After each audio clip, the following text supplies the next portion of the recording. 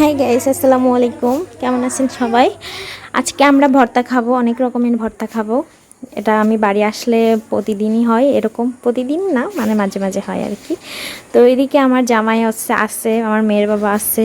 একদিন হলো সে আম দেখে সে গাছে উঠবে, তো আম পাড়ার জন্য লিচু গাছে উঠে গেছে। যেহেতু লিচু গাছের সাথে অ্যাটাচ আছে, লিচু ভাবছে যে লিচু গাছে উঠে আম পাড়বে, কিন্তু সে তো আর নামতেই পারে না, ভাব নিয়ে আম পাড়ছে। আর এদিকে আমার মেজ আপু আমার জন্য কয়টা কাঁচা আম পাঠাইছিল, তো সেইগুলো এখন আমরা খাবো। আর ওইগুলো খেতেই এর মাঝেই আমরা কামরাঙ্গা মাখা জাম ভর্তা দুটোটাই কিন্তু খেয়ে নিয়েছি। আর আমার জামাইও বসে বসে খাচ্ছে, সেও আমাদের একটুও ভর্তা দেয়নি, সব খেয়ে নিয়েছে।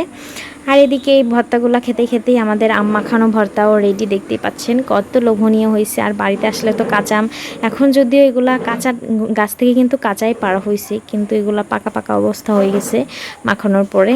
তো বেশ ভালো লাগতেছিল, সবাই মিলে এরকম বসে খেতে অনেক ভালোই লাগে।